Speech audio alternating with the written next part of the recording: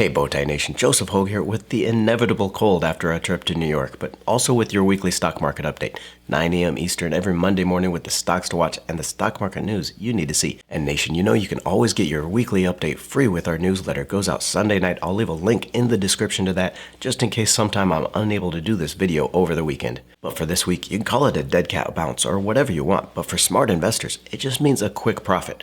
That's what a new study at Wolfe Research uncovered about the worst performing stocks each year. Now, these stocks, battered by large institutional selling in October to use those losses against gains in their stocks, get pushed lower, only to bounce back in the last weeks of December and into January on that renewed buying.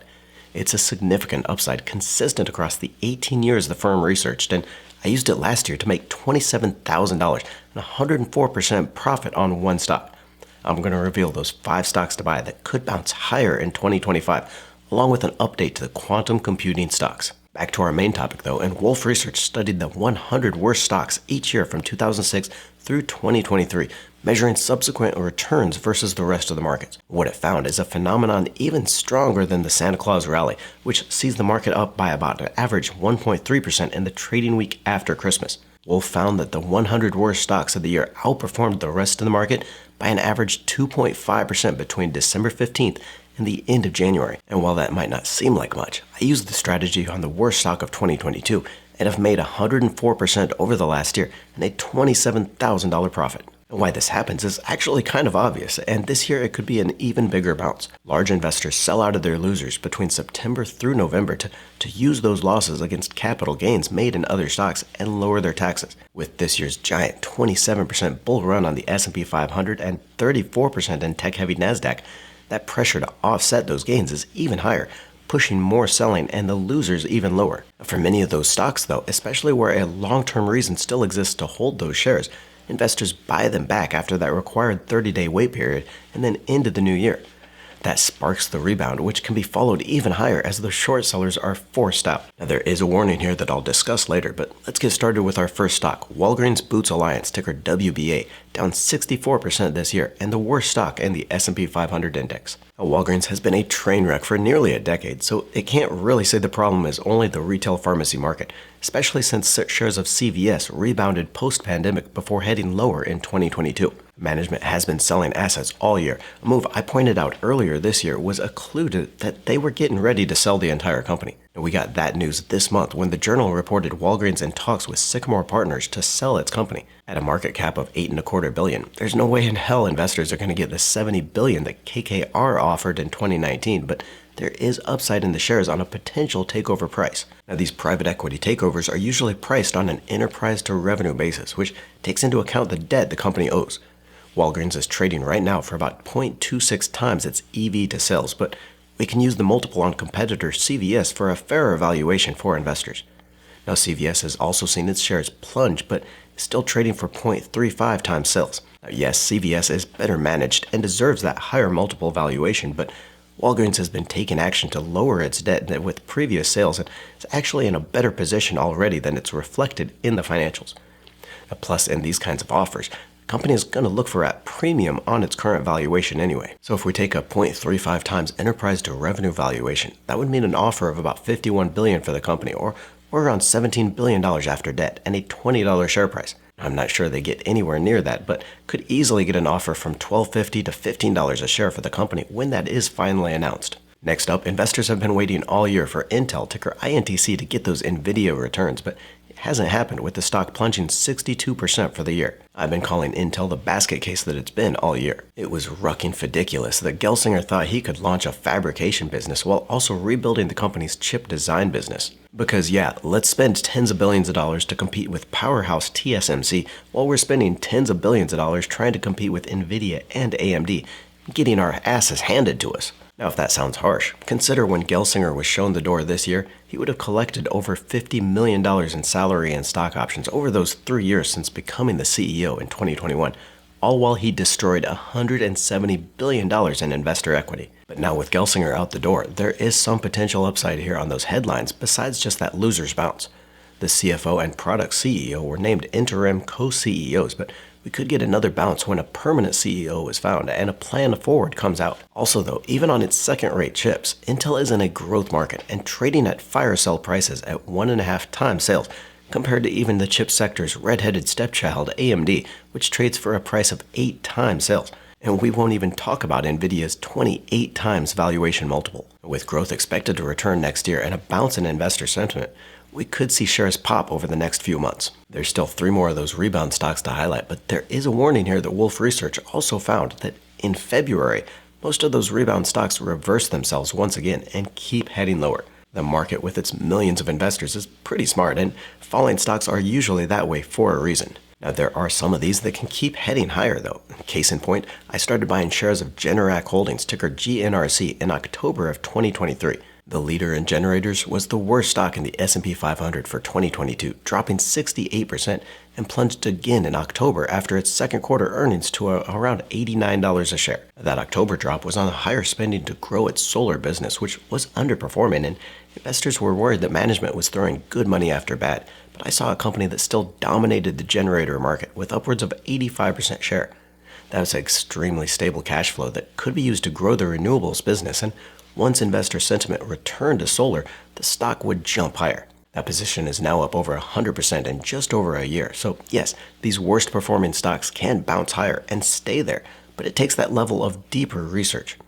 Folks, if you're not ready to do that research, then just take that bounce in these stocks and get out quick. Shares of solar panel maker Enphase Energy, ticker ENPH, are the 6th worst stock in the S&P 500 this year. Plunging 50% of this market falls out for solar energy and renewables. The stock took a hit after the election on fears President-elect Trump would kill renewable subsidies, but this is one area where the market could be missing the forest for the trees. That's because the pain in those solar stocks has come from cheap Chinese products flooding the market, driving the price of solar panels down 50% this year. That has led to bankruptcies and job losses in the U.S. solar industry, but a hard line on China from the Trump administration and higher tariffs could mean a turnaround for Enphase and the few companies left in the market.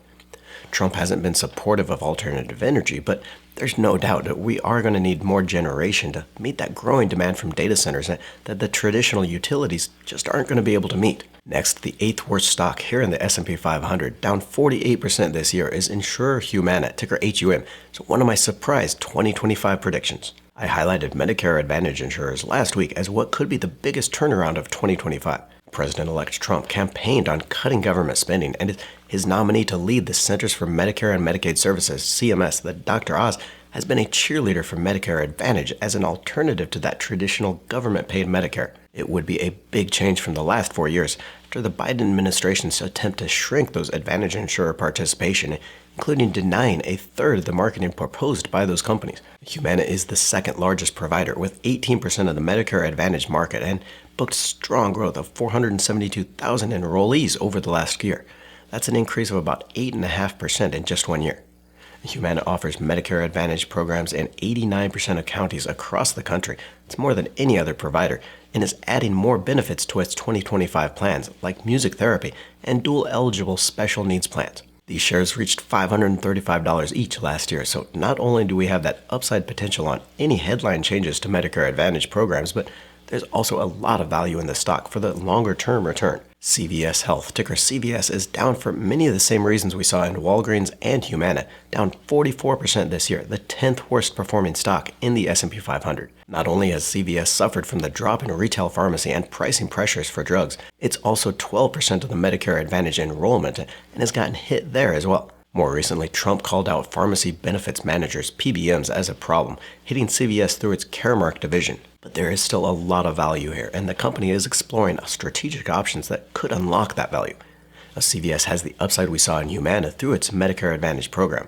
While a smaller part of the Medicare market, it's still 12% of enrollees through its Aetna insurance acquisition, and the company has been the most aggressive at growing its MA business over the last year, increasing enrollment by 758,000 people, or 22% above last year's numbers. This one isn't quite as cheap as Walgreens. CVS still trades at a very attractive valuation and has a stronger business case than WBA. Shares trade for just 7 times unexpected earnings and pay a 6% dividend. Looking at the stocks I'm watching this week, Innovative Industrial Properties, ticker IIPR, crashed more than 20% Friday when the company reported that PharmaCann has defaulted on its leases for December.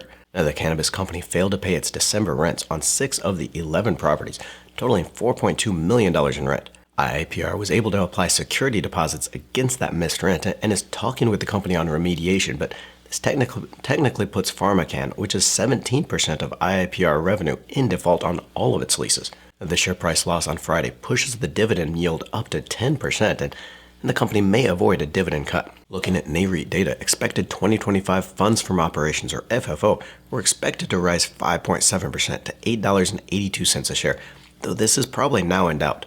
Even if we take a 10% haircut to expectations, we still get $7.94 in funds from operations for the year and a $7.54 per share dividend on a 95% payout ratio. The company is running on very low debt, so there is the potential to use more borrowing to shore up that short-term cash flow. At a price of around 10 times that new 2025 FFO forecast, the shares are very attractively valued here with the cash flow and rebound potential. I want to talk about quantum computing stocks because these have been booming since Google released its news on its Willow chip.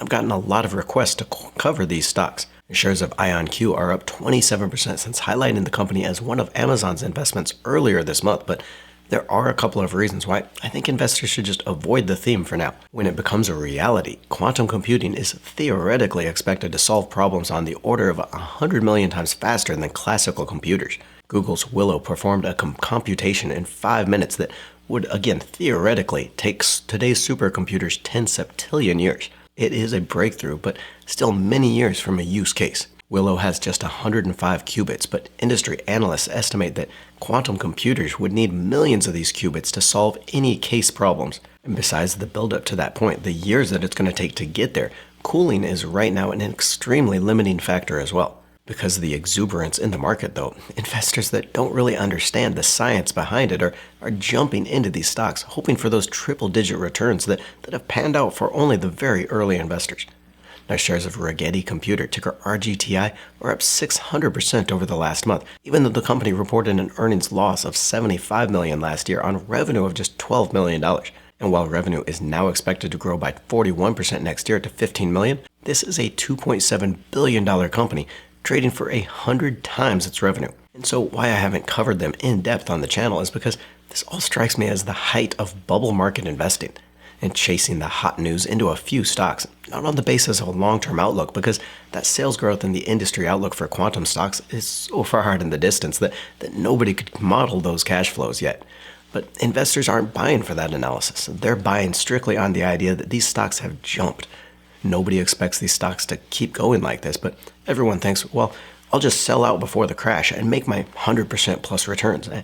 That's not what we do here, because it's basically just a gambling that you can get in on those good days and avoid the bad days, the 40% drops these stocks are seeing on any other day. We cover a lot of great growth stocks here on the channel, folks, from artificial intelligence to cybersecurity, stocks of companies already seeing that strong revenue and earnings growth. Just don't turn your portfolio into a casino. Invest based on research, and you can still book those 100% plus returns. Showing you that bigger picture here with the Sector Spiders Sector Tracker. All 11 stock sectors closed lower last week, with energy stocks falling dramatically more than that 2.2% drop in the price of oil would imply. Energy stocks are now down more than 12% over the month and have given back nearly all their 2024 returns. Rate-sensitive real estate stocks also fell hard on the jump, back to 4.52 on that 10-year Treasury rates. Tech stocks held up surprisingly well, with Apple and Nvidia both closing higher, bucking that trend to profit-taking in the rest of the market. Here we've got just 5 full trading days left in the year, and 4 stock sectors have given back nearly all their 2024 returns. Real estate, which is up just 1.8%, healthcare up 1.2%, energy up less than 1%, and materials up just 0.05% for the year. While there may not be a catalyst to push oil prices significantly higher, valuation is good in these energy stocks. Real estate is up just 6.6% over the entire 5 years and has strong upside when rates do finally start coming down. Healthcare could also do well under a deregulation over the next few years, so I'd be watching that as well. Get free access to our 2025 Best Stocks Tracker and advance notice when new stocks are added with a link in the description below, or click on the video to the right to see the 7 stocks Amazon is buying right now. Don't forget to join the Let's Talk Money community by tapping that subscribe button and clicking the bell notification.